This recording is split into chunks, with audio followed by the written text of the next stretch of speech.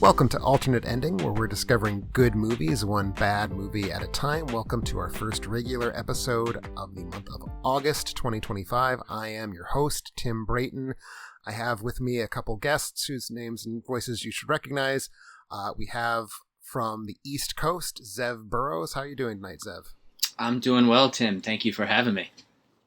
Well, thank you for showing up. And we have not from France for a change. We have right here in God's own Midwestern United States, Gavin. How are you doing tonight? Hello, I'm fine. Yes, I'm actually a son of the Midwest. You probably can't tell because of my thick French accent. But I was born right here in the U.S., and I'm currently in my parents' home hiding from my children. I feel like that is spiritually what all of us are doing all of the time. So yes, that's in Indianapolis. I don't know. That's important too. I mean, if you want people to dox you and your parents, that's totally your business. Yeah, at one point hoped that I might be able to meet up with you when I found out you were going to be in the Midwest. And I was like, no, Indianapolis is technically the Midwest, but it is not the part of the Midwest I inhabit. So, but yes, so we are here tonight to discuss the burning question of film noir, which is maybe my favorite genre, if it is a genre, which is one of the burning questions. We'll be getting to that. So we're going to talk a great deal about what makes film noir, what doesn't make film noir potentially, what the hell film noir is for those of you who don't watch old movies and don't know what words I'm saying. But we are going to start, as we always do, with a movie roundtable where we're going to discuss some movies we've seen recently that we wanted to bring to your attention. So Zev, get us started. What have you watched lately? As per usual, I have had little time to watch movies just due to a very busy life, but I did make time to continue my Criterion Challenge this year, and a category that I am going to bring up tonight is number 30, Criterion releases that have never been picked by anyone who has made a visit to the Criterion Closet. And so the film I'll be bringing that to, as of recording, nobody has picked as of yet, is Les Enfants Terribles by Jean-Pierre Melville, or its English title, The Strange Ones. This is based on a novel by one of my favorite filmmakers, Jean Cocteau, who also wrote the screenplay with Melville. And one of the best ways that I can describe it is imagine whatever happened to baby Jane, but in France and between a brother and sister. So take that for what you will. But the sister, Elizabeth, is looking after their very sick mother, and her teenage brother, Paul, gets into an altercation at his school wherein he basically has to be removed, basically unable to return for quite some time as the altercation was quite serious. And they have a very rocky, uneasy relationship that gets tested time and time again as new people come into their lives. There is a girl, Agathe, who comes to live in their home once, spoiler alert, their mother dies. Paul has an infatuation, but also, it being France in the 40s or 50s, he also has very questionable ways of showing that. And Elizabeth is beginning to have a courtship with an American whom she eventually marries. And without going too much more into spoiler territory, what struck me particularly as a Cocteau project is that this was maybe the most petty in tone of anything I had seen from his, including, and the closest thing would probably be the haughty sisters of Belle in La Belle et la Bête. But I mean, it's a very interesting collaboration between Melville and Cocteau, and I feel it struck me at points that Melville was sort of making or attempting to make a Cocteau film without the magic. And it does that well, but I don't know how much I was satisfied by it, but it does have two very good central lead performances. It has a very iconic use of Vivaldi music, which originally Cocteau, I think, wanted a jazz score, but I think was persuaded by Melville to use very famous pieces from Vivaldi. Not the first or last French movie to use Vivaldi music as exquisitely. But I would say that as a piece on sibling relationships, this this delighted me in areas and perplexed me in others. That's about that's kind of how I felt about it. As I think all good sibling relationship movies should. I mean, this does not go into Whatever Happened to Baby Jane territory where it's like chemical warfare, but by comparison. But I had a fun time with it, but I wouldn't say I wouldn't put it in the upper pantheon of my favorite Cocteau works. Okay. I'm curious, Gavin, have you seen this by any chance? I have not. I was very interested that you focus on Cocteau and not the director, Jean-Pierre Melville. It's actually my response as well, yes. The director of some incredible neo-noirs, including L'Armée des Ombres, Army of Shadows, and Le Cercle Rouge, which I remember, The Red Circle, which is a great heist film, which I believe Tim has never seen. I have not. It's very and feels high. very bad about it, and I've definitely seen it, and it's incredible, and you should feel very bad if you haven't seen The Cercle Rouge. Just to add that in, yes. So no, I should watch more Melville, certainly. Although you did do a great job of selling it, to be honest. If you say it's your lesser Cocteau work of Cocteau, it's probably a lesser work of Melville as well. I don't want to say that it's. I mean, maybe lesser is a harsh word, and maybe it's not the correct word. Because I don't think it's not bad at all. I do recommend it, but I just don't. I mean, it's for me. This is not, and it's certainly not a good thing that this is La Belle et la Bête or the same caliber, something like Orpheus. But it's just I was just a little surprised by almost how un-Cocteau it felt. One of the reasons I haven't seen it, I actually own this film on DVD, so I've had it for some time now. I never got around to watching it. I find Cocteau interesting and I love Melville, but it seems like there is nothing in what I respond to in those two filmmakers that just has any point of overlap at all. So I've always felt like this cannot possibly be the best of either of them, and it sounds like it's not. But I am curious have you seen other Melville, or is Melville like the only other one that I've seen is Les Samurai, which is one of the coolest movies ever. It's pretty cool. I was just surprised that I hear the expression "les enfants terribles," and I don't know if that precedes this movie or not. I didn't expect them to be literal enfants, like they're children of. Right. I didn't know it's about family relationships at all. I thought it was figurative, It's just.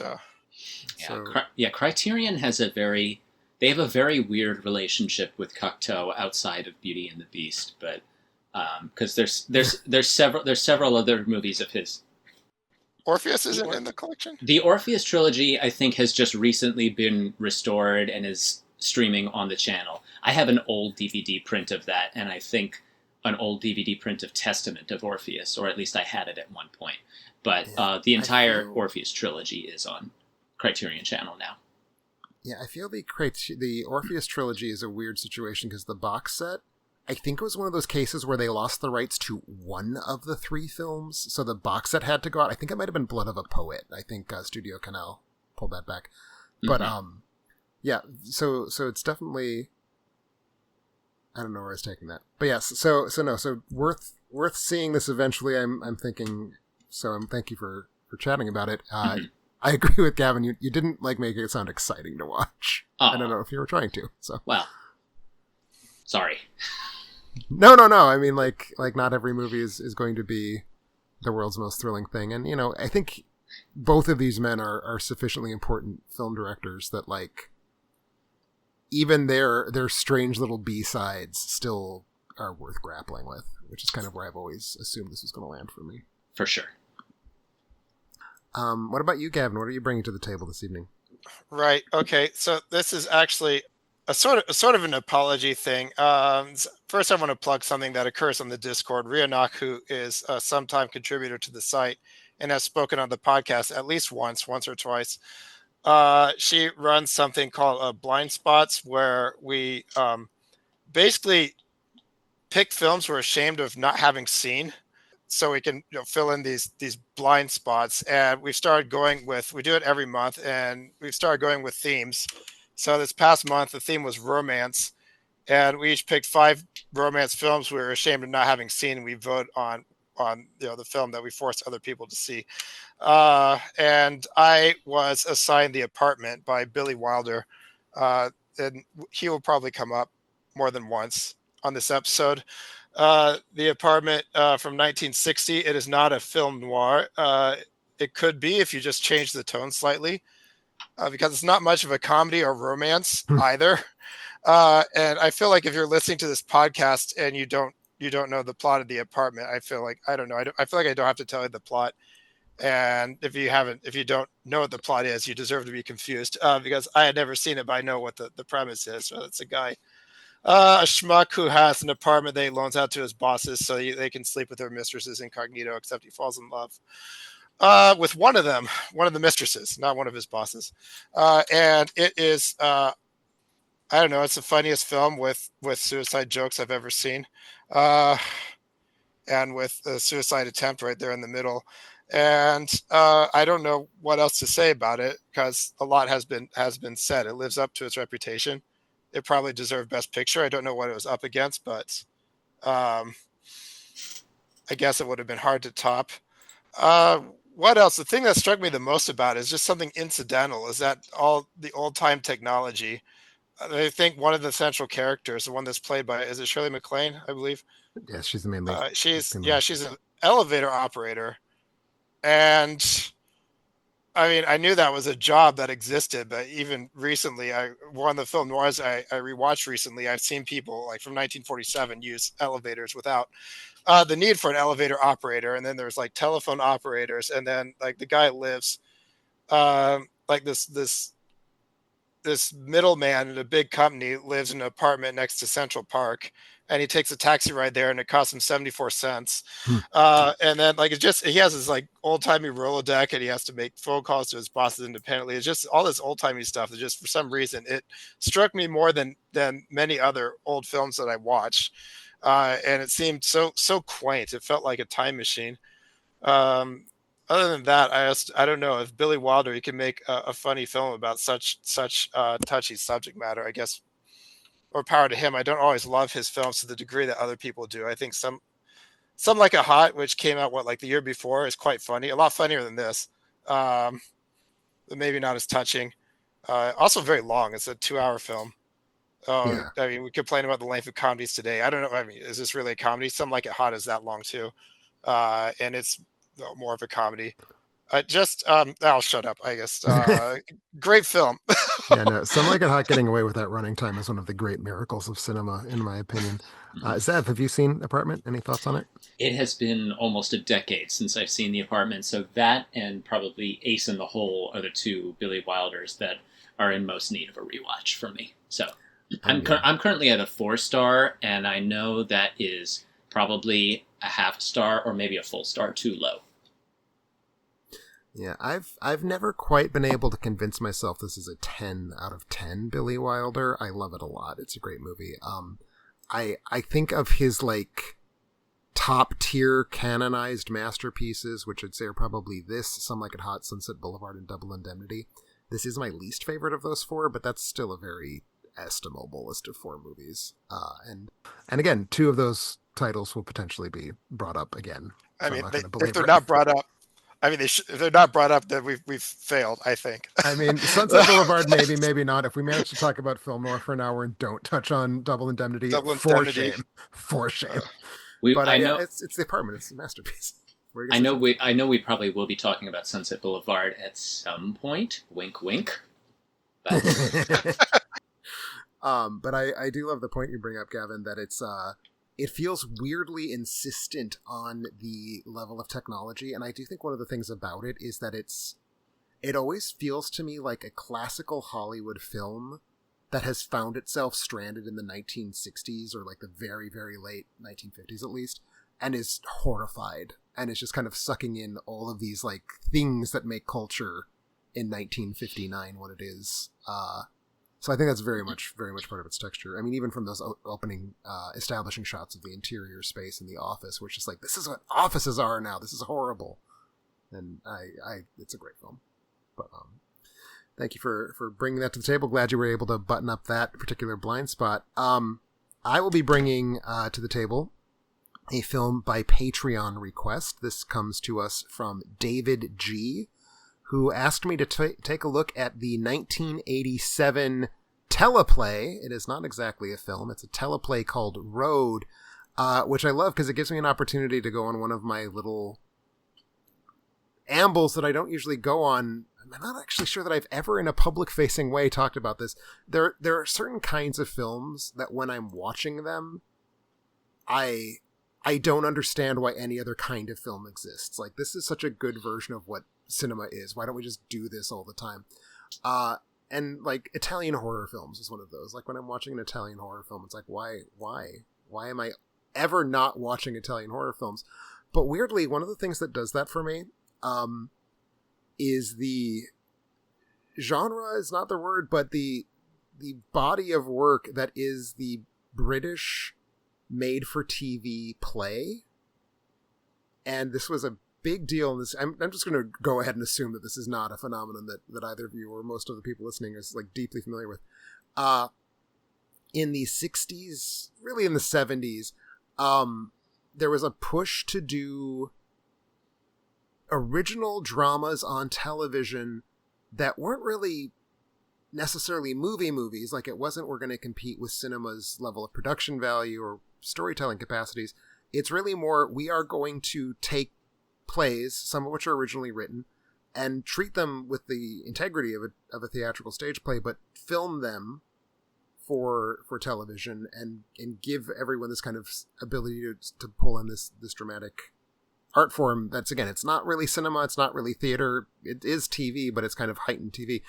So there's a lot of these. There's like a whole bunch of series dedicated to this thing, this teleplay thing. The most famous one is probably one called Play for Today, which is where a lot of the first Mike Leigh films or first Mike Leigh projects all premiered. My understanding was that the genre had kind of started dying out by the early 80s. Apparently, BBC brought back a couple of these anthologies in the late 80s and into the early 90s. And this one in particular is from, which I don't think I've named yet. It's called Road. Maybe I said it. I don't remember that. It's a simple title. But it's from the second season of an anthology series called Screenplay, which, I mean, it's very much the sort of neighborhood we're playing in here. So it actually, unlike a lot of these, was a theater piece. It was written and premiered the year prior, 1986, and it was the first play by a playwright named Jim Cartwright. I believe it's probably still his best known or most important work. Big deal, won all kinds of awards immediately upon release, continues to be kind of regarded as one of the major British plays of the second half of the 20th century. And so it got filmed the following year under the direction of Alan Clark, who's another one of those names that I think doesn't really get talked about as much as it should. His main career was in these television plays. Like, he had a couple theatrical features, but he's really best known for his 70s television plays. He's probably specifically best known actually for a film he did, I believe, in the 90s. It was a television play called Elephant, which very much inspired the better known Elephant by Gus Van Sant from a few years later. Yeah, Elephant was 1989, so it's still in that cluster of the 80s. But Alan Clark, as a director, was very focused on guttural realism, but realism that was kind of presented in this very dynamic, exciting, propulsive way. So it's not just like you're sitting watching people be angry. You're kind of getting thrown into it. So what this teleplay Road is, the play itself is basically, we're going to go to a rundown town in Lancashire, and everyone there is living in fairly dire economic situations. And we're never going to name Margaret Thatcher, but we're going to just kind of let everybody understand that this is what Thatcher's England looks like. It's this cluster of desperate people living barely lives in this kind of falling down community that used to be thriving and is now just impoverished and broken down and beat. And so we follow just a single road in this city in Lancashire, popping into the houses of the people who live there and kind of seeing what's going on in their lives for a few minutes, and then going further down the road. And as I was researching this to talk about it, I learned, I think this is really amazing, the play is often staged as a promenade. So the audience like goes into a house and sees the scene take place in that house, and then they walk to another house on the same road and then does that, which I think would be an amazing way to see a piece of theater. The film is obviously not that, but it's kind of tour down a road for an afternoon. It's 62 minutes long, the version that I watched, which is a wonderful running time. And we just get to kind of go into these homes and go into these lives and see people who are really frustrated and really angry and aren't able to articulate that particularly well, partially because they're just not of the class that has that kind of vocabulary, partially because they are not necessarily very smart or very good people. They're just kind of angry people. And so it's this killer cast, some of whom would become very well known. I think probably the best known name out of this cast is David Thewlis, who doesn't really have a very big part. Leslie Sharp and Jane Horrocks, who I think are somewhat well known to Americans, also have really good sized parts in this as well. I'd actually say that I think my favorite member of the ensemble might be someone named Susan Brown, who I've never encountered before that I'm aware of. But you've got all of these people just giving really potent deliveries of these really loud, angry monologues.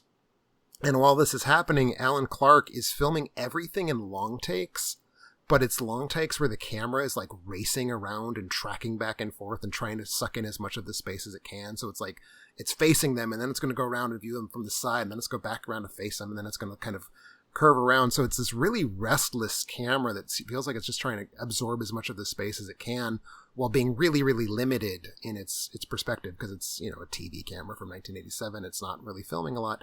So there's this really interesting sense of just the cinematography feeling like desperate to keep up with these people's lives as they just kind of spill out, without the people seeming to be aware of what they're doing. Amazing performances, really love the camera work. And then there's this other thing that happens where when the film transitions between these houses on the road, it uses a piece of music, generally but not always bebop-a-lula, and it just like plasters it over watching characters walk, and it's this amazing like cinematic magic where we're watching these people just kind of storm down this street, but the music takes over their movement, so it looks like they're dancing down the street in this really weird way, and it kind of offers these moments of weird incongruous beauty in this horrible rundown world of, again, Thatcher's England. I loved this a lot. I guess that's probably clear from how I've just kind of like been rambling over it, but again, it's doing this thing that I think these British television plays do, which is it's just gathering some of the best actors who've ever lived and just being like, here's a bunch of big meaty monologues, just go at it. And that's what you get from this genre, is these incredible performances of just really naturalistic dialogue. But it's not like realism. It's too written and too thick and too long for that. So it's just these great celebrations of acting and character creation. I was entranced for all 62 minutes of this. It's on YouTube. It's very easy to find. It's on the Internet Archive. I would strongly recommend anyone who cares about British realism, which is not everybody, to go out and check this out. And I just have to really, really thank David G. for putting this in front of me. I didn't know this existed. I mean, there's hundreds of these things. It's hard to know which ones are the ones to like seek out. But really great stuff from Alan Clark, really great stuff from his cast. Just absolutely nuts for this. So not a good time, actually, very dour, bleak time, but very good at doing that. almost from your description, the director who kind of came into my head, and you could tell me if I'm completely off the mark on this, was actually Robert Altman, from some of the way that he moved the camera around and just had just a glorious time with actors. And again, maybe not in terms of the most realistic dialogue you've ever heard, but how am I completely off the mark there, or how would you say? How would you compare? No, this? I'd say that there's definitely some craftsmanship in common. To me, the main thing that Altman sort of evokes in my head is that wonderful overlapping dialogue, and there's none of that here. Like, everyone is very much given their chance to talk, whether they're by themselves in a space, which happens a lot, or whether they're in a group setting. There's really very little in the way of overlapping dialogue, but I think certainly in terms of it being kind of naturalism that's being heightened into something else by the aggressiveness of the camera, yes, I think that's actually probably a very good point of comparison. Excellent. I will certainly look for it. Thank you, Tim. And thank you, David G., for bringing that to Tim's attention. Yeah, that was a very good time. And speaking of David G., that gives me a good opportunity to segue into our reminder that if you want to support the show like David, you can do so by clicking on Patreon, link in the show notes, like on the sidebar. We are currently, unfortunately, without any options to make me do something, whether it's write a review or talk about a review on the podcast, but you can support the show in other ways. And there are still, excuse me, and there are still lots of options if you want to join in to get early access to reviews or to vote in our polls, which we're going to have one coming up in the next few weeks. So you want to check out on that. And we do have a new Patreon who I want to just give a quick shout out to and thank him. Joining us at the crew head level in the last few weeks, we have Kent Hudson. So thank you, Kent, for supporting the show.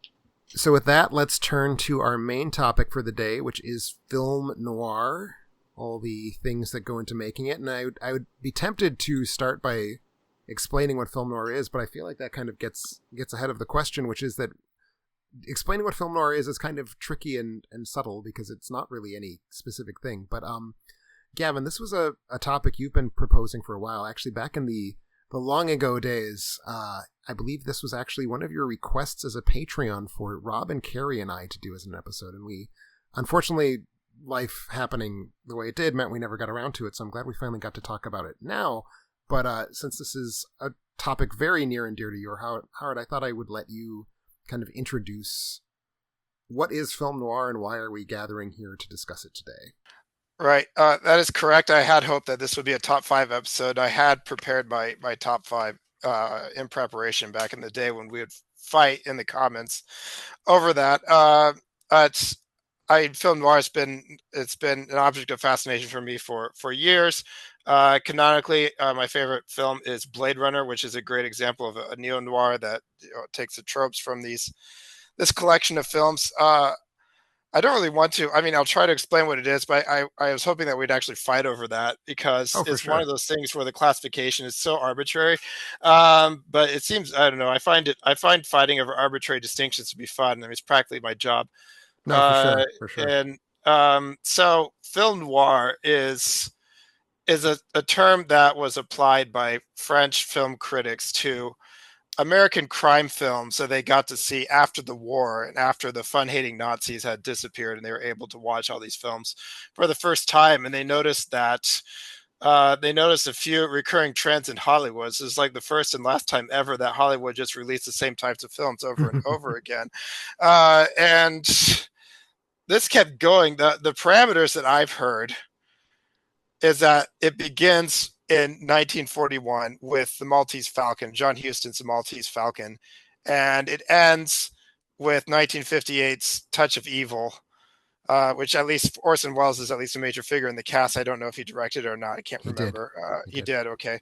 And it's just all the crime films. Well, American crime films made between these two arbitrary dates, black and white, and with certain thematic elements, which includes fatalism, moral ambiguity, evil women, the femme fatale, and usually but not always, with private detectives or public detectives. I've watched a series of them in preparation for this episode, and only one true private detective, and that was a Philip Marlowe adaptation. It was I guess I should say a Raymond Chandler adaptation. Philip Marlowe's a character. Um, No, I think I think I that lost my train of thought, but no, I think that wraps it about that wraps it up. I think I would add two other features. Two other frequently recurring features are boxing matches and heists.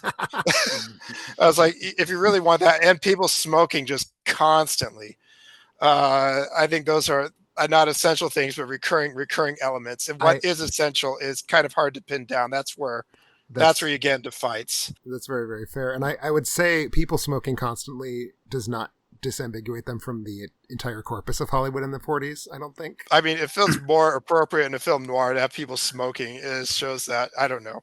And I think there's a very specific and good reason for that, which is, the phrase film noir, which literally translates as black film, is in reference to the way they were shot, first and foremost. And these are films with very high contrast cinematography, for the most part, very strong backlighting and edge lighting, and cigarette smoke looks gorgeous when it's backlit or edge lit. And I think that's really a big part of why cigarettes feel like such an important part of the genre, is because they're beautiful. And we lost something culturally when we decided that it was more important to be healthy than beautiful. And that's just too bad. Well, the thing is, it's in movies you don't smell the smoke, Very but true. in real life you do smell the smoke. I think that's a big difference. And in movies, when you get to the point that your skin is yellowed and leathery and your teeth are all nasty, they just fire you and you don't get to be in movies anymore. So we only see beautiful people smoking. That reminds me of Jean Tierney, who said that she started smoking because she otherwise would sound like an angry Minnie Mouse. If I could just introduce it, now they've kind of defined it, I would like to throw in like some of the objections to these arbitrary parameters. I guess the first one is the idea that the Maltese Falcon 1941 is the first film noir when it's the third adaptation of that novel. And I don't want to get too deep into that because I know that Brian is interested in the idea that the famous adaptation of a famous novel is not necessarily the first one. And so, like 10 years earlier, there was a Maltese Falcon that no one watched, and then there was a loose adaptation called Satan Met a Lady from like 1934, which even fewer people watched. Mm-hmm. Then Maltese Falcon comes along and just the 41 with Humphrey Bogart and Mary Astor, and of course Peter Lorre and Sidney Greenstreet. Just changes, I guess, a game changer. I don't know if it was supposed to be a game. Like when people watch it in 1941, I don't know if they realized that. It's like, how can it be a true genre if people don't know that they're working in a genre when they start working? And I think that is one of the major objections, is that the people making these films did not think of them that way. Like the French critics did, but the actual practitioners had no idea that they were quote unquote making a cycle. Well, I think the actual genre is like thriller or crime, and that's the approach Letterboxd takes. It doesn't call them film noirs. I mean, there's like there's categories. They have a category for it, but they will never call that the genre. It will say crime or thriller, or something, something parallel to that or synonymous to that, I guess. And other objections, or I guess, what constitutes a film noir. I bought a very nice coffee table book published by Taschen, which I believe is a German publisher, on film noirs, and they had a list of 50 notable ones in the back, which I used kind of as a rule of thumb. Or I used it as a list to determine what I should watch in preparation for this episode. And the first one, they mention the chronological, they mention Maltese Falcon, Touch of Evil, but they start in 1940 with Rebecca. And I object vehemently to the idea that Rebecca is a film noir, although I can't quite say why. And then at the other end, it is Gothic. It's Gothic. But then they blow past 1958 and include Vertigo, and I object to that one equally strenuously on different grounds. As Vertigo, the subject matter is quite fitting, but it's a color film. Mm-hmm. And I just like the idea that a color film could be a film noir. It makes me want to vomit just a little bit. And then they include Psycho, and I don't like Psycho. I don't know. I think I should turn it over to you guys. Let you guys fight over that if you have strong opinions on this. I mean, Lord knows I do, but I'm curious, Zev, what are your thoughts on this matter? So Gavin, in your email to us about specifically that, I had typed out a response, and I have it saved. But so does a movie need to be in black and white to have the noir label? The short answer for me is no, because there are movies like, and this gets later into neo-noir, obviously, when you have films like The Long Goodbye or something like the Coen Brothers' Blood Simple, going all the way into Mulholland Drive, that are often categorized as neo-noir, so which retain a lot of the attitude of some of these earlier films and put them in much, probably, I don't know, as stylized as this golden age period of noir, but it's still, they feel like the Descendants. So for me, not necessarily. I don't think that it needs to be in black and white. Also, if it needed to be, then we would have to leave out of the conversation one of my favorite films that's considered a noir, John M. Stahl's Leave Her to Heaven, one of the most gorgeous Technicolor movies you've ever seen. To what degree is that a film noir? Well, I think a lot of it, for me, depends on attitude, and Leave Her to Heaven is just is about as nasty as you can get, and I don't want to spoil it. Gavin, if you haven't seen Leave Her to Heaven yet. I have not, but it is in the list of 50, so it's on my radar. Okay. I did not know it was a color film.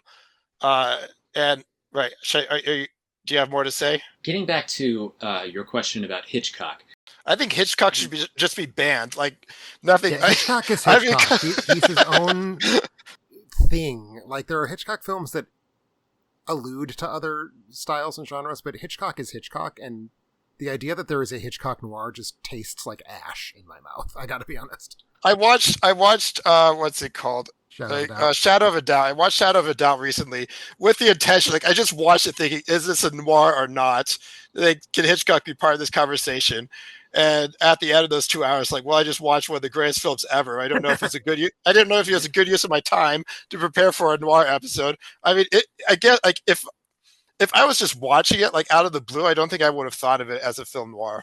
Especially if I had known it was Hitchcock. But I mean, this is why genre, like fights about genre, are just arbitrary, because it doesn't change the quality of Shadow of a Doubt one iota. If Hitchcock was to be included in the noir conversation, this would be one of the three that I would probably point to. The other one being maybe Strangers on a Train, and maybe, and I think even Notorious would be pushing it a little bit. But to me, Hitchcock has never really felt like a purely noir director. I mean, if we look at something like about 15 or so years ago, the American Film Institute, put out their 10 top 10, their top 10 films for 10 specific genres, and they didn't list film noir, but they listed mystery as one of them, and Vertigo was at the top of the list of for mystery, but they also included The Maltese Falcon, and also going as far down as Chinatown, which is sometimes, Tim, correct me if I'm wrong, I think Chinatown is sometimes listed as a neo-noir of sorts. Very much so. It is the neo-noir, I would say. Yeah, like, it's the first thing I think of. Right, so that gets, does it need to be color to be, I don't even know if it needs, well, I think maybe Leave Her to Heaven is one of the exceptions. Does it need to be black and white to be of the golden age of film noir, or to be a prototypical noir, excuse me. But Hitchcock, I mean, calling Rear Window or calling Vertigo a noir feels like a bit of a stretch. They never felt as noir or bitter or cynical in that tone of, say, In a Lonely Place, or which is just about as cynical and bitter as you can get, in my view. And I do think cynicism is definitely one of the key parts here. I think what makes it challenging to pin down film noir in a lot of ways is that the French, being as they are the goddamned French, there's a pun built into it, right? Which is, it's a black film, but does that mean that it looks black when you are looking at it? Blackness is coming out of the screen at you? Or does it mean that it has like a blackened soul? And I think that a lot of the core examples have both, right? Like they are very high contrast black and white films that are full of bad people doing bad things. I think one of the quintessential noir protagonists is someone who we consider him the hero because we're looking over his shoulder, so to speak, but he's not like better than the other people involved in this story.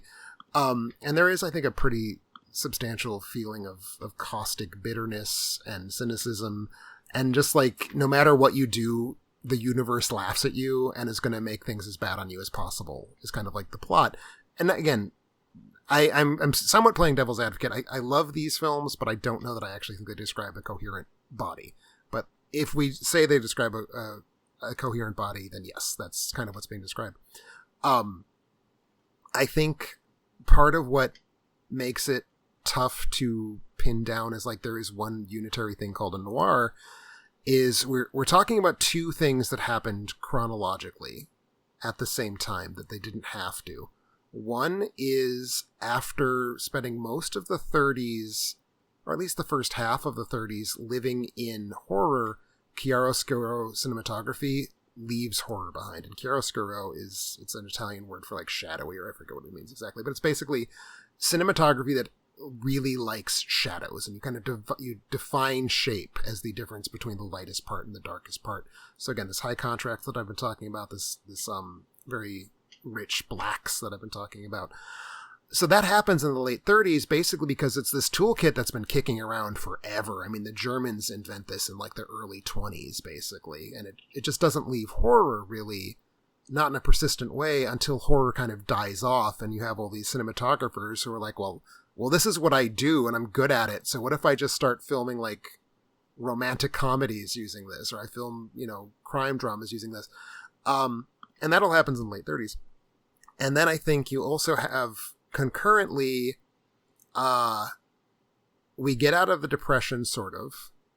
War comes in, and everyone's just real bad feeling, and it clearly becomes the case that after several years of the production code basically saying you can never have a story with an unhappy ending, essentially. That's not quite true, but it's basically true. I think people are finally ready to say, look, we want to tell stories that are harder and require more of the audience, and maybe don't end well. Maybe they actually end by saying, yeah, there's a lot of what goes on in human life that's arbitrary and capricious. And you just don't really get that as an option in storytelling until the early 40s for cultural reasons, where again, the production code kind of backs off a little bit. So right at the exact same time, you have this emerging aesthetic of really high contrast black and white. You have this emerging storytelling impulse to sadder stories, more cynical stories, more nihilistic stories. And I do think they accompany each other well, because I'm not joking when I say, let's try a film noir, a high contrast black and white rom-com. Those exist. I've seen them. They don't work because high contrast cinematography looks really heavy. It looks really atmospheric. Shadows, by definition, hide things. So they lend themselves to stories, I think, that are more about this kind of moral grayness and bad people and crimes and whatnot. So you have these two things becoming popular at about the same time. So I think it makes perfect sense that they become popular together. But then we get to the question, well, does that constitute a genre, or does it just constitute an interesting coincidence of history? And then what happens when one of those two things decides to uncouple this relationship? And that's how we get A Leave Her to Heaven, which story-wise checks all the boxes, right? Every single thing you'd want a film noir to do. Completely curdled sense of humanity, very, very just bleak story, but it is in beautiful, beautiful Technicolor. And I do have thoughts about that, but I've kind of held court for a while, so I will back off. But that's where I'm at with why it's difficult to define this thing, because it's not, again, they weren't born together, they just came together. Well, here's another knock against Leave Her to Heaven as a film noir. It's 110 minutes long. I feel like the best film noir is like exactly 80 minutes. No, one of the ones I watched, which is also one of the better ones, I hadn't heard of it before I went through my book, but I know both of you have seen it. It's called Detour, and it is 68 minutes, and I mean, it's pretty cheap. Look, I don't know, I would consider it a B tier, but it was pretty great. I did not feel like there was too much missing from those 68 minutes. No, Detour is airtight. I love that movie. Detour. Yeah, I mean, I think Detour feels less smart every time I see it, but I still like it. Yeah, I mean, there's, yeah, okay, so I don't want to spoil too much. It's a movie in which two people die in very suspect ways, not like in the sense that a murder may have happened, but in that people just can't die that way. It's like we really needed the character to do something heinous that we couldn't depict because of the production code or something. As it was a feeling I got from that. Otherwise, it feels like Well, these people are Gavin, made of glass. Yes. you just watched another one of my favorite noirs, and probably one of Tim's as well, Gun Crazy from 1950. Yes, I Which did. Yes, which I feel yeah, absolves so me from the need to watch Bonnie and Clyde because I feel like I just watched. As I know that Tim, you straight up said in your review that it's better than Bonnie and Clyde, It's better than Bonnie and Clyde. I fully felt and the other that's way. just to, just to underline that this movie is just basically two people are really horny for each other and go. It's called Gun Crazy for a reason. Um, Although it's more like robbery crazy, right? They hold people up. They don't wear masks. So as I feel like a lot of times the style over substance, like people doing nonsensical things because it looks cooler. Uh, this happens a lot. The police procedurals in some of these things are very very questionable. Yes. Not I just but ethically, again, which but is, ag- no, Gun yeah, Crazy was great and it's short I feel and and I it's yeah, and gun, beautiful. but I know you want to say something, Zeb, but just if I can real quickly because mine will be pithy. It's gun. I hear what your point is that it's more robbery crazy than gun crazy, but I feel like it has to be called Gun Crazy because it's a movie on the theme. Everybody knows that pistols are a symbol for the phallus, but what if we actually did something about that? Is sort of how I feel about Gun Crazy. It's such a sex movie. it's such a sex movie, and it also it is an incredibly I don't know if cynical is the right word here, but it kind of tears down so many romantic myths about prosperity, about American prosperity, that I can't not call it a noir in that sense. So Oh, I wouldn't fight the terminology at all. You know, I'm trying to justify that. I just don't see any reason why this shouldn't be called a film noir.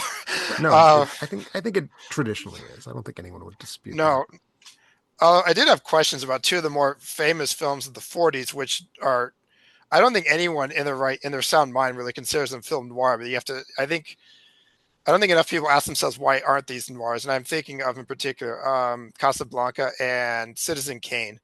As Hmm. Casablanca has, it has Humphrey Bogart in it, and Humphrey Bogart is both Sam Spade and Philip Marlowe. He's played both roles. He's been in a Lonely Place. He's been in other. There's one called High Sierra that I haven't seen, which is 1941. That It's very was good. put in that was in my book. So 1941. That's really cutting it close. But just like, why isn't Casablanca a film noir? So Humphrey Bogart's not really admirable. He's a drunk. He wants to break up. He wants to run away with this girl, and she's almost willing to let him. You have a corrupt French police officer. I mean, Peter Lorre's in it. Sidney Greenstreet's in it. Why isn't it a film noir? I mean, I feel like I have a very direct answer to that question, and It's it's probably that the same answer I have, but go ahead. it ends nobly. It's about the Yes, drunk yes. becoming part of humanity again. yeah. It's way too romantic. It's not only that it's way too romantic, but Casablanca, um, to me, it really believes in the best of people, which is something It, that I it would is a never, it is a movie about how, if given the chance, we can be the best version of ourselves, which is antithetical to the spirit of noir. I think.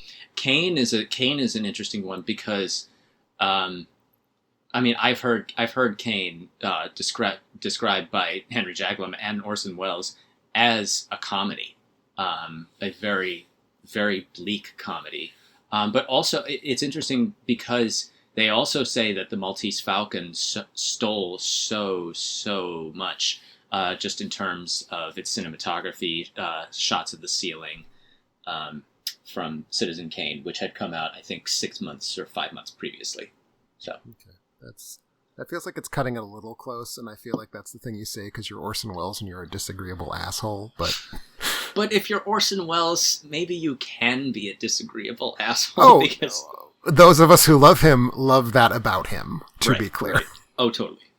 Okay, and what I cannot fathom how is Citizen Kane a comedy unless it's the villain. The villain dies at the end, so it being the title character. it has a That's, lot of funny lines. yeah, well, so do a lot of. I mean, so does Murder My Sweet. That's fair. So does Witness for the prosecution. I don't know. It's just like Citizen Kane is one of those movies. Like, what is the genre of Citizen Kane? It's just like it's not. It's beyond genre. It's just like the best movie because some British people say it is. Uh, Like Barton Fink. Unfortunately, I'm not. I'm not as. I haven't been watching as many Coen Brothers. I haven't watched as many Coen Brother movies in my life as I should have. Which is all of them, so that's probably a true statement. I've seen many Coen Brothers films. I've not seen Barton Fink See, or see the rest of them. Miller's. I will say Miller's Crossing, not to get too far afield because we aren't really talking about film noir. Miller's Crossing is a fascinating thing because like you assume based on everything that you're going to sit down and watch a film noir, and I just don't think it is. I think it's just a gangster film that has fully decoupled from anything that has anything to do with noir. But that's not what we're here to discuss. Well, I guess I mean at some point we discuss when does the classical period end and when does neo noir begin? Because if you, I mean, we talked about Hitchcock already, but I mean, I know of film noirs that punch all the boxes that came out after Touch of Evil. They're just not as famous as Touch of Evil. And one of those I discovered by mistake this year. Like my local cinema, they also have a very nice cafe, and their coffee machine was busted, and they couldn't, like, for some reason they were putting like instant coffee in these horrible paper cups. I think the instant coffee was horrible. The paper cups were amusing because they had movie quotes on them. And on my coffee cup, on one side, it said, "My name is John Coffee," like the drink is spelled different. And I thought, oh, that's very cute. That's from the Green Mile, and I'm drinking from coffee. So that's, and then I turn it around. On the other side, it says, would you like a whiskey? Just a finger. Yes, but would you like a whiskey first? And that quote was attributed to a film. They used a French title, Cité de la Peur. And I thought, I've never heard of a film called City of Fear. And I look it up, and there's a film noir of the title City of Fear from 1960. And I thought, well, this is great. I need to watch this film. So I watched this film immediately, which has a great hook. A criminal, he escapes from prison, and by ludicrous means has obtained a canister that he believes has like the purest heroin or coke or something, some powerful drug. But in fact, it's radioactive materials like plutonium or uranium or something like that. And so the police are trying to get this coke fiend prevent him from opening this canister and killing everyone in the city. And I mean, it's not a great film, but it was entertaining, and it does not contain that quote, which came from a French comedy from the 90s called Cité de la Peur. And I felt like such a fool, but I also felt like I had discovered this film that like no one else has ever seen. But it's clearly, first of all, it's 80 minutes long, black and white, high contrast, a crime film. And from 1960, though. So, I mean, I did say the dates are arbitrary, but it's just like, at what point does this transition occur? Because like the attitude never really dries up. Right. And if you consider Melville like a neo-noir director, he starts immediately in the next decade. I typically think of it as starting in the 70s, and mostly color films that have been handed this set of tropes that the original filmmakers did not have or did not realize they were making repetitive films with the same tropes. But neo-noirs are cognizant of everything that goes into what is allegedly a film noir. But I don't know when that starts. I mean, maybe it's silly to try to come up with a cutoff date, but let's talk about it anyway. Do you have thoughts on that, Steph? I mean, my knee-jerk answer is to say, when does neo-noir start? I honestly, it might be, if I were to pinpoint to a specific film, I might say Bonnie and Clyde, kind of, because, I mean, people say that it did for just what it did for violence in film, and sort of, and just for the next decade onward, and what we see, probably many responses to what was happening at the time, just Vietnam and all of these other things, which was a return to this very cynical attitude. And the one that I predominantly think about a lot is The Long Goodbye, Altman, where, spoiler alert, you do have somebody who has their face extremely disfigured by having a glass bottle smashed into her face. So another Raymond Chandler adaptation, but basically retaining the attitude of noir, but just updating it and making it a hell of a lot nastier. And I think Bonnie and Clyde probably, for me, I would consider that the beginning of that new trend. But I don't know if that's even accurate. What do you think, Tim? What do you The think? Long Goodbye. I'm glad you brought up The Long Goodbye, as I recall watching it after having seen The Big Sleep, which is probably the most famous Chandler adaptation from the classical period. Mm-hmm. And those two movies are nothing alike Right. in terms of, I mean, just I would say even attitude. You said it has the same attitude, but I'm not quite sure about that. Like, I remember The Long Goodbye had problems with its advertising campaign as they tried to initially advertise it as something in continuation with stuff like The Big Sleep or Murder My Sweet, which is an adaptation of Chandler's Farewell My Lovely, which is also filmed in the 70s. But it feels almost like a parody. That's exactly the word And I was going to use. Yeah. Yeah. like they eventually Sorry. advertised it by going to the artist who did like Cracked or was it Mad Magazine cartoons, I think. And it was, I don't know. Then it found its audience. I I interrupted don't. you. No. You're fine. I don't want to give the impression that I don't want to say it has. I don't want to say The Long Goodbye has the exact same attitude as The Big Sleep, or it has the exact same attitude carried over. But I feel like it evokes it and finds a new way. I mean, parody, but Long Goodbye also is pretty funny and also not funny at all at the same time. It has a lot of elements that are somehow all coming together to make a masterpiece, at least in my mind. It's been my favorite Altman movie for over a decade, but which is weird. So I actually think that it is both a parody and an example of neo-noir, and I think part of what happens, and I don't think periodization is a tempting mistress, but I don't think it actually is something that you can rely on too much. I think what happens is there's a stretch of time when most of the people who enter Hollywood studied films. They were film buffs. It's the New Hollywood. That's basically what New Hollywood describes, right? It's people who either did this systematically in film school or even just, I like movies, I watch movies, and they are deliberately calling back to older forms of movies, and we know that Altman is one of the people who does this, right? So, like, I think The Long Goodbye is both evoking these movies and wants to do a new version of them, but is also, because it's Altman, and it cannot possibly avoid having this kind of really potent sense of irony, it does kind of parodize itself. To me, though, that's the difference, and I think, Gavin, you touched on this. If you know you're doing it, and you're doing it because that's how they did it 20 years ago, it's neo-noir. I would say the line for me is, do you do this thing because you've liked movies that used these techniques and had this kind of storytelling, and you're someone who, your favorite movie when you were 10 years old was Double Indemnity, I don't know, then you're making a neo-noir because you're making this kind of deliberate callback. The people in the 40s, the people in the 50s, again, I think it is, and I love these movies, and I love the thing described as film noir, so I don't want to say there is no film noir, because film noir is a really reliable way for me to pick a film out of a list and be like, I'm going to enjoy this. The people making these did not think of it as, I'm going to make this film like John Huston made his film. Maybe they are thinking, like, I like the cinematography in Maltese Falcon, let's do that. I liked what they did with the crypto gay gunmen in the Maltese Falcon, let's do that, which There are so many queer-coded villains. There's so many gay gunmen in film noir. What is up with that? I mean, this is not, we have to circle back to the latent misogyny and then the queer-coded villains, but continue. But so there's a toolkit, a stylistic toolkit, there's a kind of storytelling, and they're just pulling on them because this is where they are. And it's like, well, if I'm making a film, a crime drama in 1949, this is a set of options that are very easy for me to access. They're not thinking of it systematically. And, like, you know, to the question, is Leave Her to Heaven a film noir?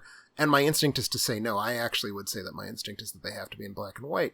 But that's kind of not a real question, because John Stahl was not sitting there in his pre-production meetings thinking, if I shoot this in Technicolor, it won't be a film noir. Am I willing to make that? Because he doesn't care. He's just telling the kind of story that's, like, available to him.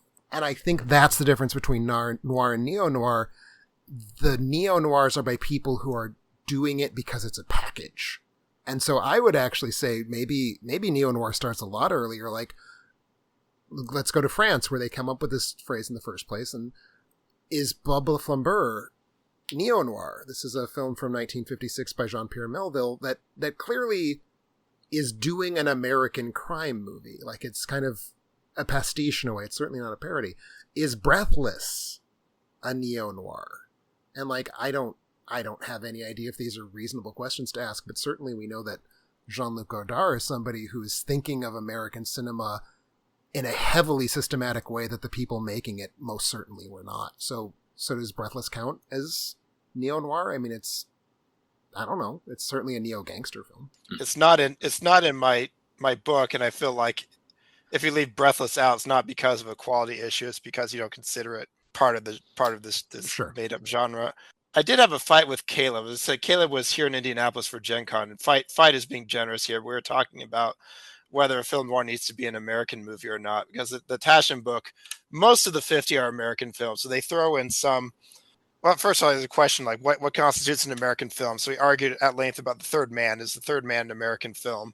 Well, I don't know how to answer. The AFI says it is, but the AFI says lots of things. I think calling The Third Man an American film is very tough to justify, personally. But it is obviously, I mean, like, it's one of the best. Like, I think it might be my personal favorite. It's one I've seen many times. It's up there, to put it mildly. So, yeah, I don't think it has to be American, but it seems like predominantly American. A lot of the questionable entries were not American. Like, they put Ossessione in there, and that movie is 140 minutes, which already makes me suspicious, and it's Italian.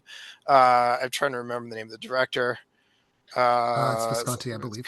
Visconti, yes. And I don't really know what it's about because I haven't seen it, because the other things made me suspicious that's not really a film noir. It's just a really long crime drama. Yeah, I feel like Italian. I don't know if film noir has to be American.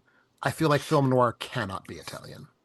We kind of think of it in silly, like the periodicity of it, how silly it can be when you think of Fritz Lang's M, for example, made a decade before John Huston's Wolsey's Falcon, and pretty grim and cynical and touching on all those themes you would consider a film noir. And then you say, oh no, it's too early and it's German. But then Fritz Lang, who makes, what's one he made? Like The Big Heat, is that him?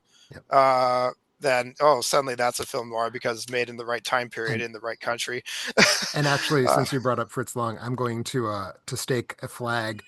I believe that I would argue the earliest film that I would say, yes, this is film noir, is Fury, which is by Fritz Lang, and it's from 1936. So if we're talking periodization, that's the earliest year I am comfortable including, personally.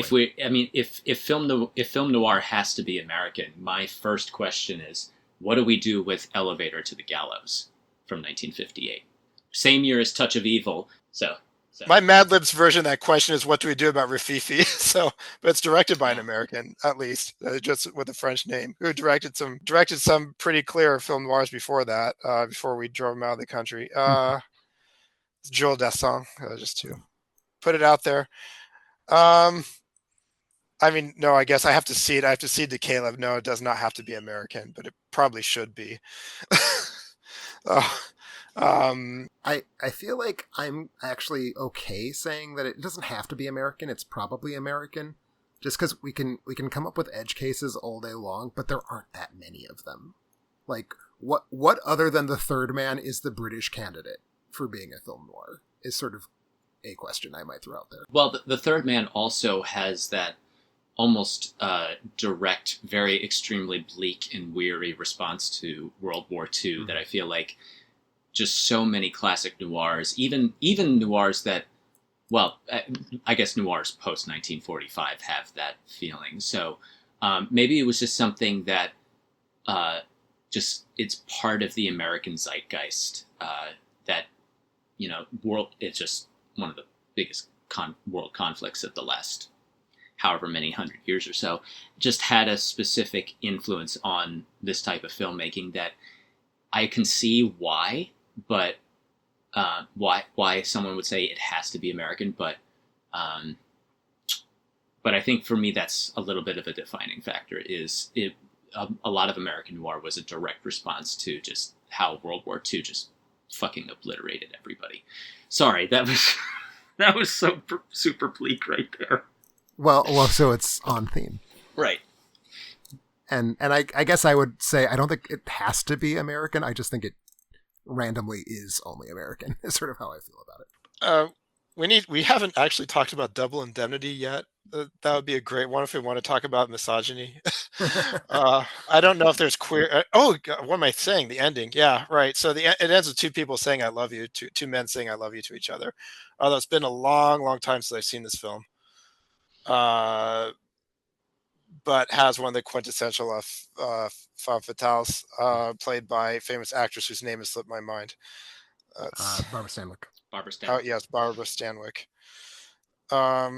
I recall this coming up in the book in terms of like most film noir were critically panned in their day, and Double Indemnity was an exception. Mm-hmm. I'm not sure. Like, I don't have access to these reviews from back in the day, but I mean, lots of these came off as, I don't know, kind of cheap and dirty crime films. Like Detour was not intended to win Best Picture. Yeah, I mean, Detour is just a straight up B picture. It's not made by a studio even. Right. But Double Indemnity, apparently, I don't know. I wasn't there. I don't know a whole lot about Double Indemnity. I hope one of you It two was can talk more nominated for about Best it. Picture, as a matter of fact. Oh, well, okay. Well, there we go. Very famous Miklo Rosa score as well. So right up there. And I think the critical thing is just because critics in the 50s were moral prudes. Like, one of the things they responded to was movies that were, like, respectable and nice and reinforced an idea of kind of decent morality. And film noir is, insofar as it has a guiding ethos, that guiding ethos is that everything sucks and there's no hope. And that's just not going to respond. Eisenhower era film critics are not going to respond to that. Well, I mean, Double Indemnity, if it was nominated for Best Picture, I mean, it's not more hopeful. Well, that's true. That's just, I mean, how do we explain its critical reception at the time? Well, I mean, at the time, I think Hitchcock said after Double Indemnity, the two most important words in motion pictures are Billy and Wilder. So I don't know what that says right there, but. Well, let's talk about Evil Women, because that's like one of my favorite stock characters in these movies is Dangerous Dames, but it's also an extremely misogynistic stock character. And my other favorite stock character is the queer-coded villain, especially the one in Laura. Oh, he's not coded in Laura. He's coded only insofar as because they couldn't use the word gay. He's also, I mean, he's one of the great film villains, and he's a regressive stereotype. So it always makes me slightly uncomfortable to enjoy his performance so much. How are we from our enlightened position, the 21st century, supposed to respond to this? I mean, I can tell you the kind of stock reading of critical theory that I think is a little overdetermined is that it's a way of making sure we put women back in their place now that the war is over and they can't be working in factories anymore. I think it's just more that it speaks to a couple things. One, it's a genre that wants everybody to be the worst version of themselves. So everyone's going to be presented as like an exaggerated bad version of their own characteristics. But two, it is also a genre, or it's a form written by men. So what is the thing that these men are going to think is the worst thing about a woman? Well, it's her sexuality, because that's what I am personally scared of as a pent up Pulp Fiction writer. So I think it's like trying to write female characters who are awful while having a very narrow idea of what being female characters, like what the characteristics of a woman is, basically, I think is kind of what gets us there. I mean, you explain it, but I mean, the problem is I find it extremely appealing, and that makes me feel bad inside. I mean, I'm not gonna render a verdict on that. I like so many movies that are so morally corrupt in so many ways. I think if we need to come up with a moral safeguard why it's okay, it's because they're cool. Like the ladies are awesome. Barbara Stanwyck just turning Fred McMurray into a little pool of paste is awesome because she's cool and she's sexy and she's smarter than he is. So they are in their way strong characters. They are evil characters, but like who walks out of Double Indemnity saying, I want to be Fred McMurray versus I want to be Barbara Stanwyck, would kind of be my thing there. I don't know. I mean, it's certainly a misogynistic genre. It just is. How does then when you turn to the other Billy Wilder major contribution, Sunset Boulevard? I don't think many people want to be. No, but I certainly think that William Holden. I think the movie feels sorry for Gloria Stewart or Gloria Swanson. I don't think it feels at all sorry for Bill Holden. Oh no, I'm not. I don't feel sorry for him. But For sure. like I said, before I a mean, film, for a film genre with a very high fatality rate for the protagonist, I rarely feel downbeat. You're not supposed to, because they all get what's coming to them. That's part of the moral universe here. Is like, how dare you? We're gonna put a bullet in your head for daring. In fact, that's one of the problems. I'm sorry, Zev, we'll get back to you. It's one of the problems I when watching Murder My Sweet. I was thinking, why does this feel different? It's not only because it has Philip Marlowe as a character, and you have certain expectations, but Philip Marlowe can't die. Mm-hmm. He has a character shield around him, which is why he keeps smarting up to the character, so he keeps getting his ass beaten because of it. But it lacks he's not a good person, but he can't get what he deserves. Because he has to come back for 6 more adventures, right? well, I think also, I mean, calling some of these male protagonists heroes is a little bit of a stretch. To me, they've always felt, if we look at Double Indemnity, and we look at Fred McMurray, or we look at Dixon Steele in A Lonely Place, to me, they have always felt purely anti-hero. Like, we feel incredibly sorry for them. They have little to no agency. But even then, the universe will always find ways to say, no, fuck you. You don't deserve jack shit. That's the thing. They have no agency, and they deserve no agency. So when they try to acquire some, the universe just slaps them right down. And you I mean, maybe In a Lonely Place is the exception, because you kind of do still want, even though you should want to walk out of that picture wanting to be Gloria Graham, and yet it's still Humphrey Bogart, and it's hard not to still want to be Bogart in that sense, even if he's a total fucking monster. For the specific case of that movie, yes. Right. I'm trying to think, and I mean, The Big Sleep, kind of, you want to be Bogart in that too. Again, he's Philip Marlowe. Philip Marlowe has a character shield. The others don't.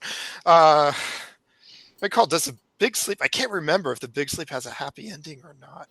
That is a movie that I don't remember the plot ever. I've seen it so many times, but the plot is so irrelevant. The plot's irrelevant. I remember how the villain gets his ticket punch, which is one of the great comeuppances. Yeah, I don't remember what happens after that. To me, it's like, yes, The Big Sleep, that wonderful movie about Bacall and Bogart sitting in a car smoking cigarettes together. Like, that's, I mean, I don't know. It's vibes. It's such a vibe movie. It's also getting back, I mean, I think maybe Double Indemnity, or maybe going back even a little bit further, that was kind of, I mean, we're again nearing the end of World War II, and people often state the baby boomer era starting like right at the tail end of World War II. So maybe it was just that all these noir writers are, they want women to go back to a certain place, but they are also extremely horny. So that might also, maybe that's a totally wrong read as well. But no, I feel like all great art comes from horniness.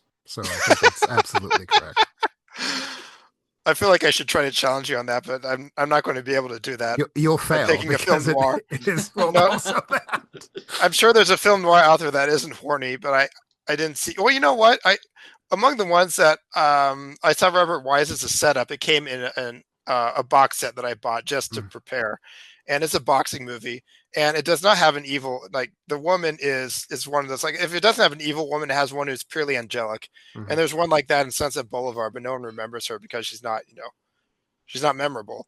I was like, she's the only woman in the picture, and she stands by her man at the end.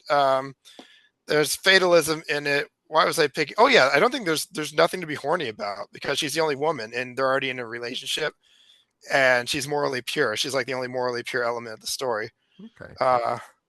So I don't know. Maybe, I mean, it is boxing, so maybe it's homoerotic in some sense. I have to go back and watch. I was not watching it through that lens, but it is a bunch of men slapping each other around. I do not recall the setup feeling homoerotic. Boxing movies, I think, generally don't. Weirdly, given that they're all about sweaty, shirtless men, they tend to never feel homoerotic to me.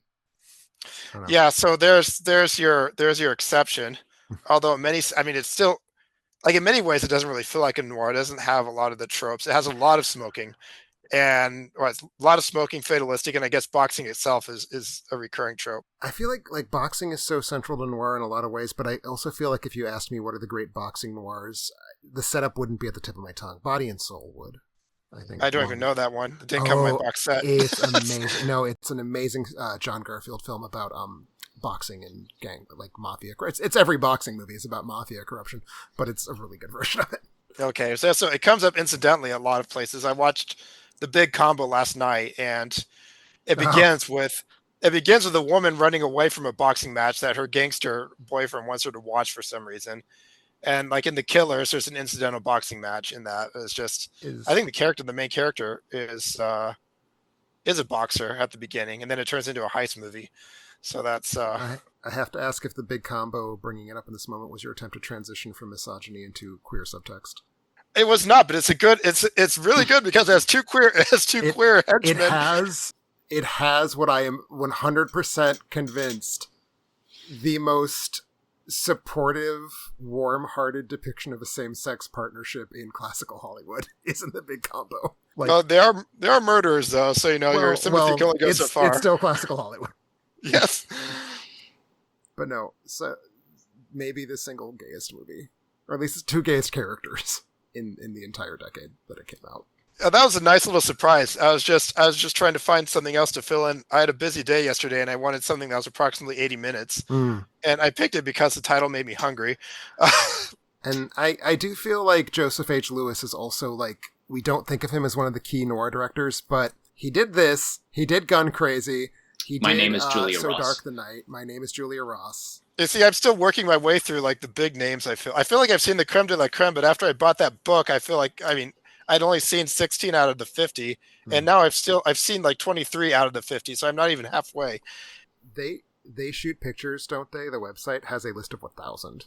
So yeah, I mean, no, I don't mind, because like the last film I saw was Eddington. After that, I thought, that's it. I'm not going to watch any more films in theater for the rest of my life. I'm just going to watch a film noir every day until the day I die. So now you understand my brain. Yes. So that was no. Unfortunately, I will have to pivot to other genres, but I don't want to.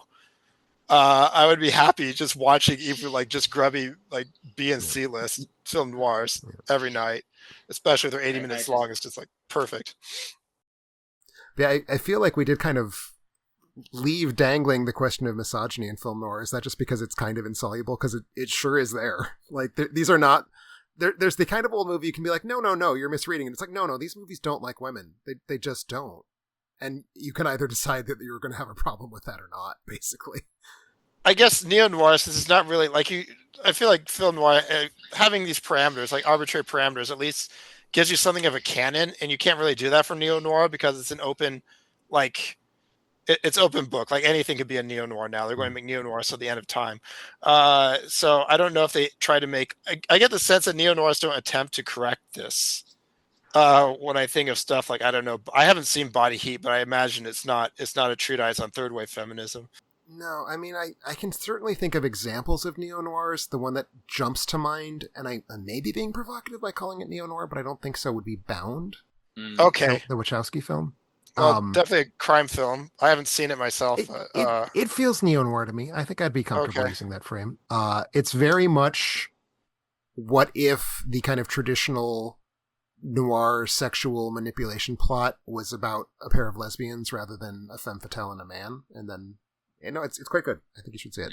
And then you also have kind of the homages a little bit in the 90s, like to what extent do we call something like Basic Instinct a neo-noir is a question that I would bring up. That one's tough. Yeah. That one's tough. Because it's such a deliberate steal from a movie that we have decided is not a noir, but it has a deeply, deeply cynical attitude. So yes, I'm not sure how you would classify Basic Instinct in that regard. Yeah, I mean, because it's not just that a film has to be cynical to be a noir. Like that's I think part of it. And actually, I wanted to ask this question, and this is derailing my own thought, but we keep using cynical. do you think there's a difference between, in the context of noir, cynicism and nihilism? This is one of the things that I was kind of thinking about prior to the episode, because like I can certainly think of a lot of film noir that have very cynical worldviews, but and some that are just like purely giving up, like everything is horrible and bad. Like I would think of Chinatown as a nihilistic film more than as a cynical film. Oh yeah. Is that a distinction without a difference, or do you think there might be? You can't go all the way into nihilism and still be a noir. I think something like Laura might be cynical, but I might even say that The Third Man approaches nihilism, or it just is nihilistic to a certain degree, because everything is hell in that movie. Those are like the two that are in my personal top 15 are Chinatown and The Third Man. So it makes me wonder about my own predispositions. I was like, I mean, I've gone into movies asking myself, is this a film noir? I've never gone into a movie asking myself, is this cynical or nihilistic? Maybe I'll do that. Since you talked up Leave Her to Heaven, I might watch it tonight. Maybe I'll go in thinking about that. Is this cynical or is it nihilistic? And I would call it nihilistic, I think, now that I'm contemplating. then if I like it, I'm going to wonder what's wrong with me. No, I mean, I'm all about nihilistic films. I mean, so that would not, I think, obviate the question of what's wrong with you if you're more like me. But, I go back and forth on whether Leave Her to Heaven has just the straight up coldest murder scene, like, ever. I mean, for a film of that period, you're making me really excited. I'll splash some cold water on it if you want me to. The fully last 25% of the movie takes place in a courtroom. Well, that's no fun. That's okay. No fun. But that 75% is just wowzer. Okay. I mean, they're great court dramas, but yes, I don't know. None of the ones I've watched, you don't make it to the courtroom because you don't live that long. My feeling is that no film that starts outside of the courtroom benefits from ending inside the courtroom. Like if it is a courtroom drama, that's one thing. If it is a crime drama that leads to a courtroom, that's usually a problem. That feels like a challenge. I'll have to think about that. I'll chew on that one. Okay. I'm inclined to agree with you, but I'm certain I'm going to think of a an exception within the next 24 hours. Okay. I don't know how much longer we'll discuss it, but I don't want to leave without actually naming our personal favorites. Oh, absolutely. And you said you had a top 5 back when I did. Do you still have it, and is it still your top 5? Well, okay, the top 5 back then probably would have been like The Third Man, Laura, Kiss Me Deadly, which is an insane, crazy film. Mm-hmm. In fact, I watched it. When I watched it, it was at the university was doing my university, Notre Dame, was doing a special lectures and screenings about film noirs, and Kiss Me Deadly crapped out in the middle of the screening, and they put back the wrong version with a truncated ending. And if you know how that movie ends, I did not. It ends where you don't see the main characters again after the incident starts happening. Mm-hmm. And that made me mad as hell because I thought that's nihilistic. I thought that's too nihilistic. That made me mad. And then I learned after the fact that you do see them, in fact, escaping the house and running toward the beach. And that just made me feel slightly better about it. That movie has stuck in my mind forever. Those 3 are probably never change as my top 3 favorites. But back in the day, I would have included The Big Sleep and The Lady from Shanghai purely on the strength of its ending, like the Mirror Maze. I don't remember anything else about that film, but the Mirror Maze, indelible. You don't forget that.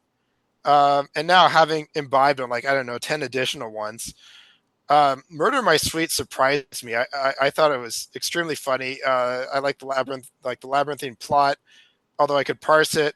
And I'm not sure to me, it feels like the equal of The Big Sleep. And I feel like that's heresy because all my friends who've logged it have been more tepid on it. And I don't know what's wrong with them.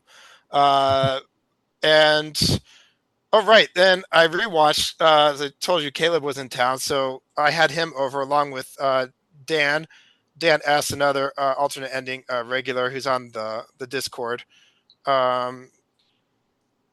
We watched Out of the Past, which I had already seen before, but I had forgotten a whole lot about it. I was like watching it for the first time. And that's like all the great tropes thrown together in a blender. And I really love that. I like that one a whole lot. So I would probably round out my top 5 now with Out of the Past and Murder My Sweet, or at least put a Marlowe film as a placeholder. What about you, Zev? Do you have a list or just sort of a handful of titles? I mean, my own top five is probably just going to draw from the most famous noirs: Sunset Sure. Boulevard, Laura, Maltese Falcon, Double Indemnity, Third Man. But two that we have not mentioned that I'm surprised have not come up yet. The first one is The Night of the Hunter from 1955. Yes, terrific. Which also doesn't necessarily have a like dour ending, but is so nihilist. It's just about as nihilistic as anything else I've ever seen. And another one, which crosses over a little bit into heist territory. I think I mentioned it off recording. Was probably Stanley Kubrick's The Killing. Is another big favorite. I don't know how we're feeling on that as purely noir. Honestly, I would say The Killer feels easier to defend as noir to me than Night of the Hunter does. Oh, really? Because to me, Night of the Hunter, having children protagonist really... I mean, it's a masterpiece. It's a great film.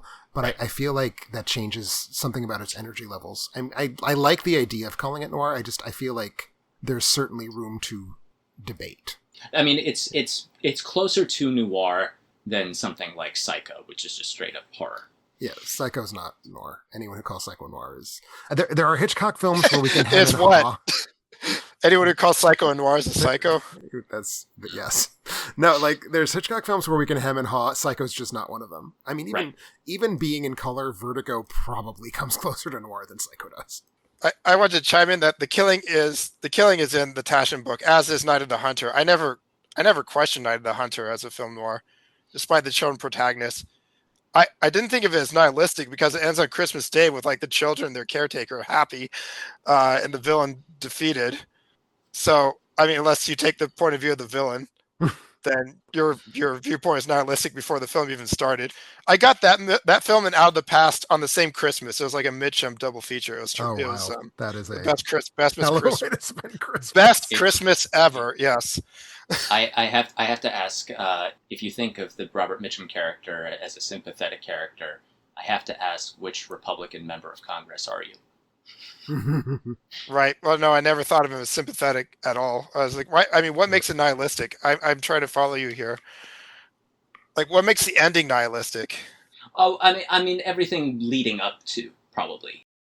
I think there's an argument to be made that the sentiment, "It's a cruel world for little things," which is kind of the film's thesis statement, is itself a nihilistic thing to say.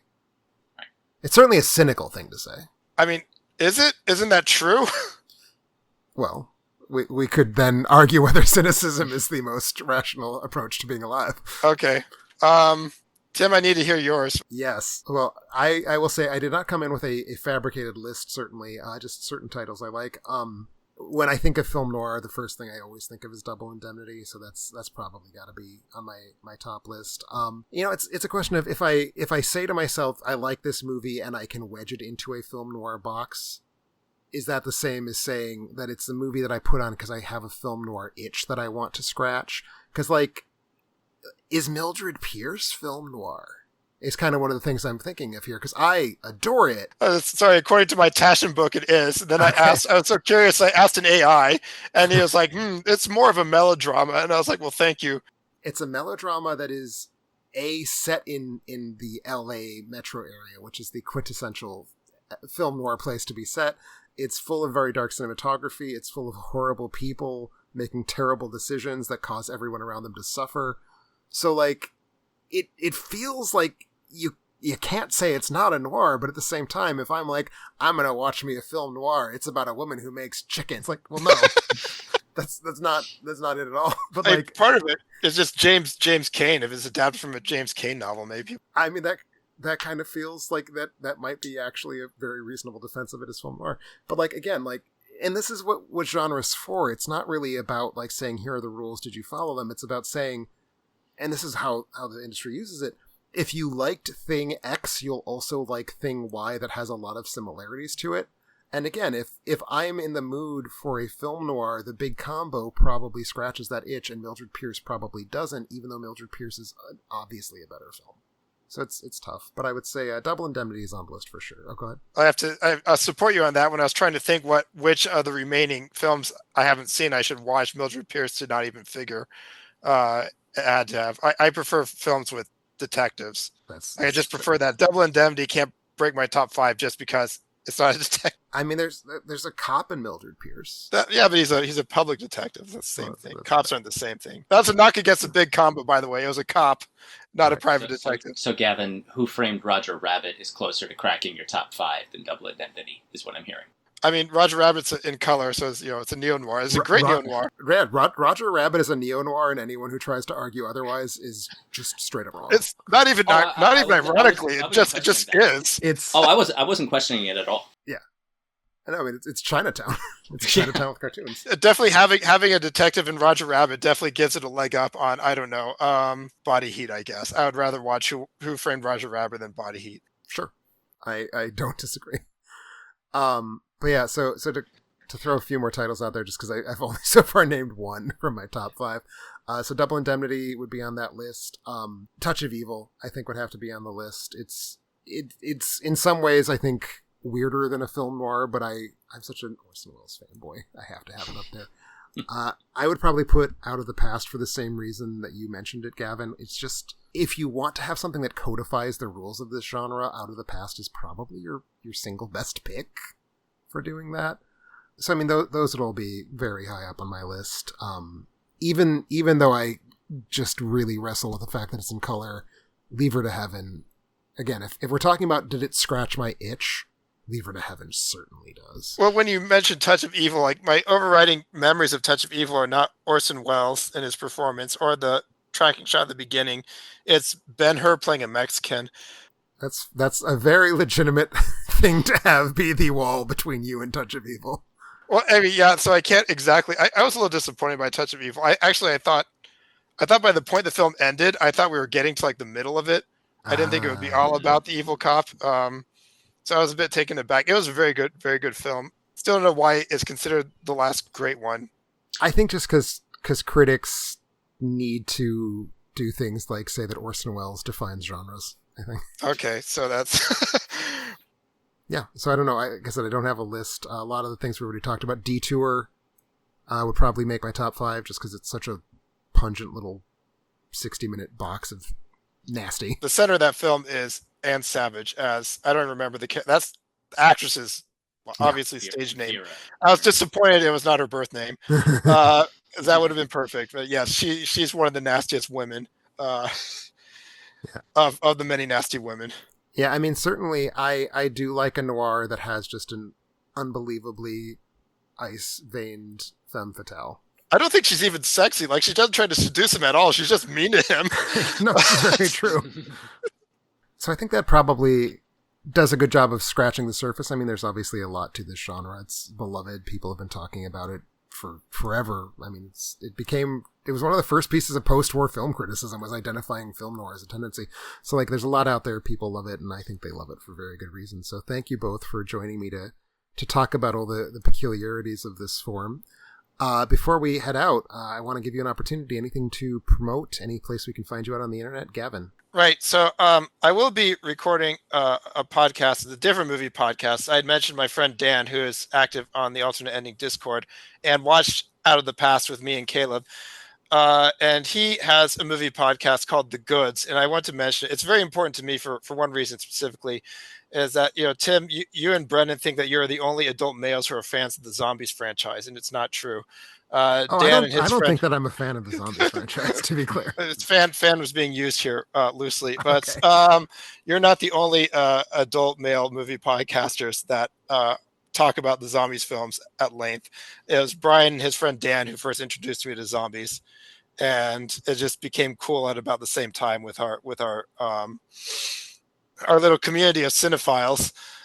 So that's why their podcast is important to me, but they've invited me on it several times. And this time they want to talk about the films of Kerwin Matthews, who was an actor in the 50s and 60s, who basically did. I know him as basically like a children's matinee actor, for which he was ideally cast.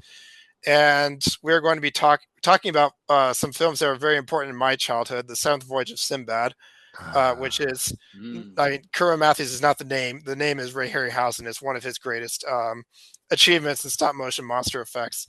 And if there's one thing that I like almost as much as film noir, it's cheesy monster films.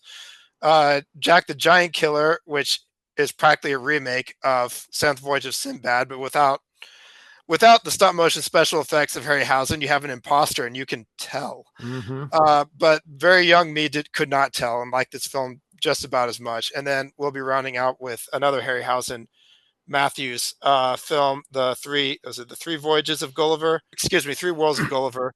And I had watched this. I wanted to watch every Harryhausen film. And I watched that one kind of indifferently because it has the special effects, but they're not the showstopper. No, it's one of them's just like a giant squirrel. It's a giant squirrel, and it's a very good giant squirrel. It's a great giant squirrel, but it's a giant squirrel. I don't know. And Zev, I'm glad you're here because you pushed me to reconsider the film's music as something that is quality. And I think on this rewatch, I will pay attention to the music and pay more attention to Kerwin Matthews himself. Well, I mean, Three Worlds of Gulliver, I do know that it was one of Bernard Herrmann's favorite that he composed. I had confirmation from his daughter. And it's probably the happiest film score he ever wrote. Same year that he did Psycho. So it just kind of, it speaks to his versatility. And I'm glad you mentioned Seventh Voyage of Sinbad, because I think of all the Ray Harryhausen films, that or Three Worlds of Gulliver is probably my favorite of his fantasy film scores, although Journey to the Center of the Earth comes very close as well. Or I guess, I mean, The Ghost of Mrs. Muir, which is in my top 3 film scores. But no, I'm glad you're gonna look at those Ray Harryhausen films again, and especially with an ear towards Herrmann. Yeah, it sounds like it would be very interesting. And Kerwin Matthews is a just fascinating choice for a podcast. I love that. Yeah, so they actually wanted, the focus was on size differences, like people growing or shrinking in films.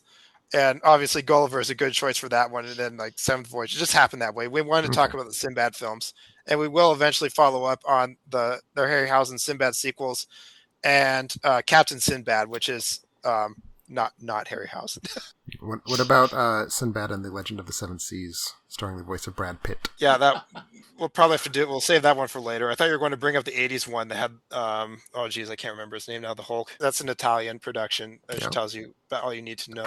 Pretty much Italian in the '80s. Yes. Zev? Still have a lot that is brewing at the moment. As always, you can find me on zevburrowsmusic.com. Which I do need to re-up and revamp a little bit. That website is in bad need of an update. But as soon as that happens, I will be happy to plug it in. Excellent. Well, thank you both. And of course, I am here at Alternate Ending, as always.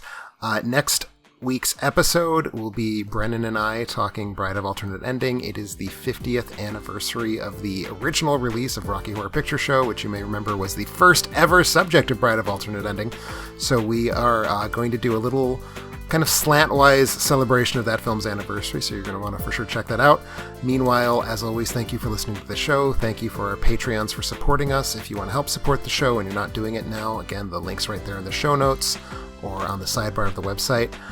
Meanwhile, be sure to check us out next week for Bride of Alternate Ending, and we'll catch you then.